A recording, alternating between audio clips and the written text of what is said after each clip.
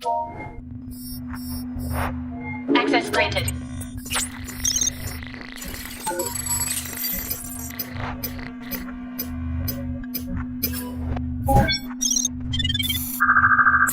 Assalamualaikum warahmatullahi wabarakatuh. Perkenalkan, nama saya Tialika Nurul Paradela dari jurusan Perbankan Syariah 3A.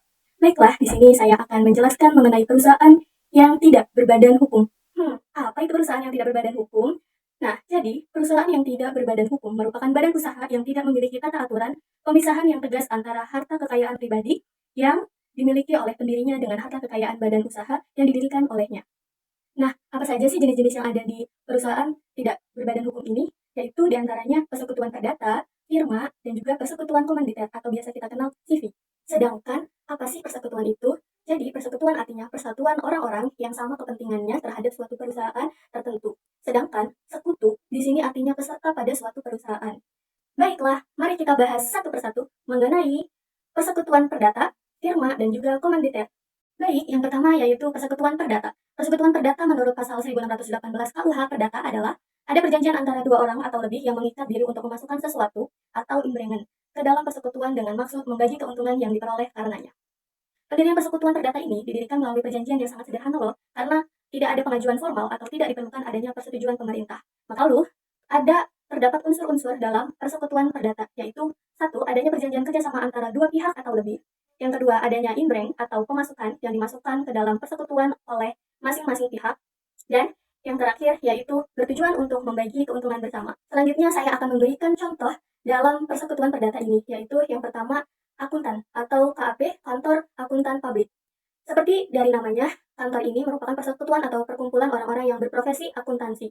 Nah, dari sini mereka akan mendapatkan keuntungan adanya kantor akuntan tersebut. Contoh lainnya itu ada juga dari pengacara, arsitek, dokter. Itu semua adalah contoh dari persekutuan perdata. Selanjutnya yaitu pembubaran dalam persekutuan perdata. Dalam pasal 1646 KUHP telah diatur ketentuan dan peraturan yang menyebabkan berakhirnya persekutuan perdata. Yaitu yang pertama, diberlakukannya syarat bubar yang ditetapkan dalam perjanjian persekutuan perdata. Yang kedua yaitu selesainya tugas pokok persekutuan perdata, baik atas kemauan sendiri ataupun beberapa orang yang menjadi anggotanya. Dan selanjutnya yaitu perizinan sudah berakhir, salah satu sekutu meninggal dunia atau diletakkan di bawah pengampunan atau dinyatakan bangkrut. Dan yang terakhir yaitu semua anggota menyatakan untuk membubarkan persekutuan yang sudah dibentuk. X yang kedua yaitu firma. Firma sebagai salah satu bentuk badan usaha secara yuridis yang diatur dalam pasal 16 sampai dengan pasal 35 KUHD.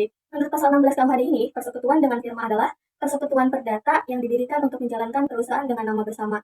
Kata firma ini sebenarnya berarti nama yang dipakai untuk berdagang bersama-sama. Jadi firma ini didirikan oleh dua orang atau lebih.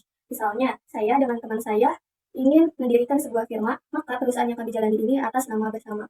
Selanjutnya, terdapat unsur mutlak dari firma, yaitu satu, menjalankan perusahaan, yang kedua, dengan nama bersama atau firma, dan yang terakhir, tanggung jawab sekutu bersifat pribadi untuk keseluruhan. Itu berada di dalam pasal 16 dan 18 KUHD.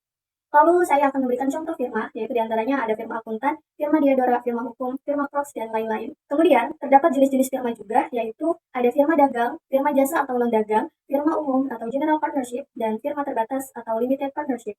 Oke, selanjutnya pembubaran persekutuan firma, yaitu diatur dalam pasal 1646 sampai dengan pasal 1652 KUH Perdata, serta pasal 31 sampai pasal 35 KUHD. Bahwasannya, yang bisa dibubarkan yaitu karena jangka waktu firma tersebut telah berakhir sesuai dengan akta pendirian, lalu salah satu sekutu atau anggotanya ada yang mengundurkan diri atau keluar, dan juga musnahnya barang dagang atau telah diselesaikannya usaha yang dijalankan oleh firma, ataupun adanya kehendak untuk membubarkan firma oleh salah satu atau beberapa orang sekutu, apabila memang salah seorang itu meninggal dunia atau dinyatakan pilot. Baik, yang terakhir yaitu komanditer. Komanditer atau yang biasa kita sebut CV, yaitu terdapat satu atau lebih sekutu komanditer atau sekutu pasif. Nah, sekutu komanditer ini sekutu yang hanya menyerahkan uang atau barang sebagai pemasukan atau imbreng pada persekutuan dan ia tidak turut serta dalam pengurusan atau penguasaan dalam persekutuan. Jadi, komanditer ini kita mendirikan perusahaan namun yang mengelolanya beda lagi seperti itu. Selanjutnya yaitu jenis-jenis dalam komanditer, yaitu satu persekutuan komanditer murni, lalu persekutuan komanditer campuran, dan persekutuan komanditer bersaham. Nah, di sini juga saya akan memberikan contohnya CV atau komanditer yang sudah dikenal di Indonesia, yaitu CV Catur Pangan Indonesia, CV Safa Jaya, CV Sumber Karya, dan CV Catering Ibu Surabaya. Nah, kemudian juga di sini ada pembubaran dalam komanditer. Pembubaran ini dilakukan dengan alasan-alasan yaitu seperti berakhirnya jangka waktu perjanjian, musnahnya barang yang dipergunakan untuk tujuan CV, firma, dan persekutuan perdata, lalu juga karena kehendak para sekutu alasan lain sesuai dengan peraturan perundang-undangan. Lalu, pengajuan permohonan pendaftaran pembubaran ini wajib loh dilampirkan dalam dokumen-dokumen seperti akta pembubaran, salinan putusan pengadilan negeri, lalu juga dokumen lain yang menyatakan pembubaran. Maka dari itu, penting bahwasannya apabila akan ada pembubaran itu melampirkan dokumen-dokumen tersebut.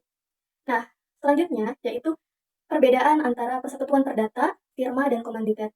Pastinya teman-teman di sini pengen tahu dong apa sih perbedaannya dari ketiga perusahaan yang tidak berbadan hukum ini. Maka dari itu bisa dilihat teman-teman. Jadi itu adalah penjelasan dari sebuah perusahaan yang tidak terdapat badan hukum dan itu dimulai dari persekutuan perdata, firma, dan komanditer. Kurang lebihnya saya mohon maaf. Wassalamualaikum warahmatullahi wabarakatuh.